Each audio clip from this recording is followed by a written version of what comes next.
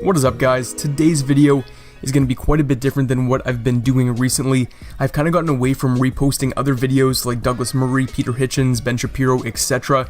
But I came across this the other day. It was only at like 30,000 views, so I don't think very many people have seen it. It's an absolutely great video. You should definitely check it out.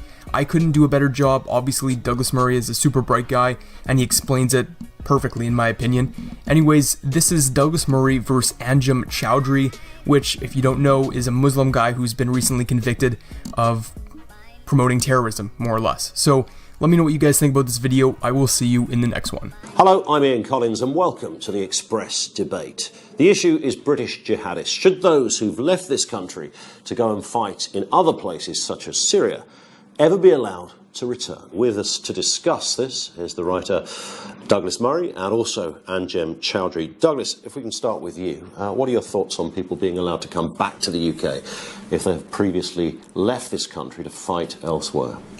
Well, it's undesirable that they return, of course. A lot of them will be killed on the battlefield, a lot of them will be killed by other Islamic groups, a lot of them will be spoken to in languages they don't understand, including Arabic, and will be machine gunned against the wall in a conflict they don't really understand. It's much better if people don't return having been involved and wanted to be involved in a conflict like that. So the government should actively stop people returning who've been to Syria? Well, if there are people who they can't stop returning, who, as it were, end up at the borders, the UK borders, then they should, of course, be taken in, questioned where relevant, charged and prosecuted. Anjem Chandry, that's reasonable, isn't it? Somebody's left this country to go and fight in a war, possibly a war against this very country. It's reasonable that the government wouldn't want to, or somebody wouldn't want to allow them to come back in. Well, I would say from a purely criminal perspective, the burden of proof in the rest of the criminal law is to have sufficient evidence to substantiate a charge. So if these guys have actually not committed any crime in England, then why are we stopping them returning? I think this is the first point. Secondly, the empirical evidence doesn't lend itself to the fact that people are actually returning to target Britain. And I think it's very foolish to suppose that if the government have this policy, then people are actually going to go abroad and think, well, I'm going to come back with my British passport. You know, if they're going to come back, they're going to probably have another passport, or they're simply going to say, well, why risk losing my passport? I can do a kind of a Lee Rigby type scenario in this country. I think it's a very ill thought out policy. I don't think it will work. I think it will disenfranchise the Muslim community here. I think it would be a cause of further radicalisation in this country. And I think really you're pushing people into the arms of the Islamic State, because if people do go abroad and they think about returning, they're probably going to think, well, I may as well stay here because I'm not wanted really in England. I'm being treated, you know, as a second-class citizen. It's very likely, as you well know as well, from your own history, that people who are involved in this sort of thing, get involved in a conflict like this, are disproportionately likely, if they return, to be involved in groups and engaged in acts of terrorism themselves. You know, because so many members of your own group have been convicted for acts of terrorism. What I would say to you is, for the rest of the world, 2,000 people being murdered in Palestine is terrorism, and yet people from this country, Jews who go to Israel, who fight with the Israeli Defense Force, are not having their passports taken away. This is only applying to the Muslim community. There is no evidence whatsoever to substantiate any charge against someone who's travelled to Syria to defend his brothers and sisters, whom your government may say is a terrorist, to withdraw their own passports. Can I just, Anjem, why do you think a Brit goes to Syria? What do you think their specific purpose is? Well, I mean, I know why. I mean, before June, I believe the 29th, people were going there to fight against Bashar al-Assad. And by the way, William Hague and Cameron said, you know, this regime needs to be removed. They were supporting people militarily, logistically, the Free Syrian Army. And, you know, it's quite ironic that if people, you know, responded to that drumroll call of support for the resistance, they were being tarnished as terrorists. So why is it, on the one hand, that you're saying that people should go and remove a regime? But the Prime Minister didn't encourage people to go, did he? Well, no, he didn't say it's fine to go and fight. In all intents and respects, he was saying that Bashar al-Assad needs to be removed. And they were supporting logistically and by propaganda. But is that the role of young British Muslims then to go and carry out? But then if your own citizens respond to your Prime Minister, for example, and go abroad and say, well, actually, this is... So you think British Muslims are responding to David Cameron?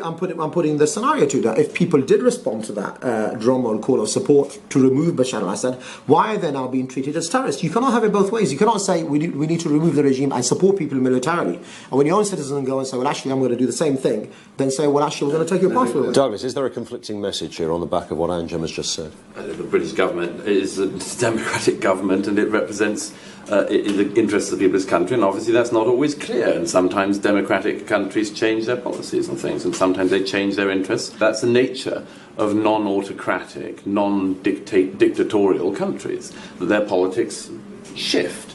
But I'm very interested in this point that Anjan doesn't want to admit what ISIS are doing. Anyone can go online and see the beheadings, the appalling slaughter of Yazidis, Christians and others that's going on all the time under ISIS's control. But what I'm interested in is, Anjan, you admit that the punishment for instance, apostasy under the perfect Islamic state that you think that ISIS is creating is death, is murder, execution, capital punishment, you call it. But you say that ISIS isn't carrying it out. So what is it? Are they just not very good? Can I ask you something, Douglas? Can I ask you one question? One question. I mean, because you had a lot of grey areas before. You obviously know the name of James, Foley, and you know the names of Sotoloff, etc. Can you name me one of the women and children who've been slaughtered by the drones and the bombing campaign recently by the Americans and British? Well, I mean, they've had drone attacks and they've had aerial campaigns. We know, by all accounts, dozens of women and children being slaughtered. You know, against ISIS. Do you know? They're against ISIS. But they're not. But you know, ISIS aren't women and children, are they? I mean, let's admit it. There are women and children who've been killed. Do we know the names of any of those? We don't. Do we? We're not interested, are we? I'm not interested in naming, naming the names. No. Well, this is the problem, isn't it? And it is inevitable, as you well know, that in a conflict like that, there will be people killed. And the aim is to push back ISIS precisely, incidentally, and precisely in order to try to stop Iraq and Syria being dictated to or governed by people like your friends in ISIS, because the people who are the first victims of this in both of these countries are Muslims. They're Muslims that you probably don't think are proper Muslims. They're Muslims of the kind that you would think in their perfect Islamic state could be killed. So don't pose as a defender of the citizens of Syria and Iraq, when the thing you would wish to impose on those citizens is the most barbaric, the most fundamentalist and authoritarian form of government that the world could ever see. Just a final point, Anjem, firstly, to bring it back to where we started. If we look at Brits that have gone to Syria, do you think it's right, if there is the evidence there then, that they are charged in this country under the full weight of British law? Are you saying there's something wrong with that? Essentially, I don't accept the British law anyway. I mean, if you have a law, then you need to apply it universally to all people. The fact is that these laws are only being applied against Muslims. This has purely been hyped up in order to bring in more draconian laws in this country to support the bombing campaign that is taking place in Iraq and Syria, and basically to give some kind of credence to Cameron to say, well, actually he's anti-terrorism and pro-democracy. Okay. And, he thinks it's working. And Douglas, your thoughts on what should happen at the point of somebody coming back from somewhere such as Syria? What should the authorities be doing? The status quo is pretty much working, which is that if people do come back, they can be charged. There are many laws and the terrorism acts under which they can be charged.